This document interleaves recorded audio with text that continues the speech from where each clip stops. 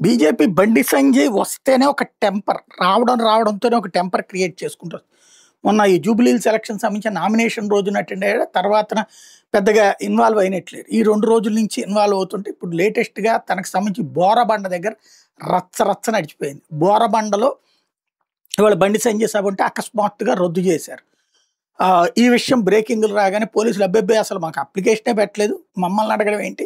ఎన్నికల సంఘం వాళ్ళు ఏదైనా నిర్ణయం తీసుకుంటారు తప్ప మేం కాదు అని చెప్పారు. దాంతో బండి సంజయ్ బీజేపీ అప్లికేషన్ పెట్టుకోవడం, దానికి క్యాన్సిల్ చేసినటువంటి అంశం, ఈ రెండిటికి సంబంధించిన డాక్యుమెంట్లను రిలీజ్ చేస్తూ ఎందుకు ఈ డ్రామా ఆడుతున్నారు, నేను అక్కడికి వస్తున్నాను, ఎవడాపుతాడో చూస్తా అంటూ వార్నింగ్. అదే సమయంలో కిషన్ రెడ్డి కూడా నేను కూడా దాంట్లో పార్టిసిపేట్ చేయాల్సి ఉంది, దీని మీద ఎన్నికల సంఘానికి ఫిర్యాదు ఇస్తామంటూ ఇటు అంటే బండి సంజయ్ వస్తే ఒక టెంపర్ ఆటోమేటిక్గా క్రియేట్ అవుతుంది.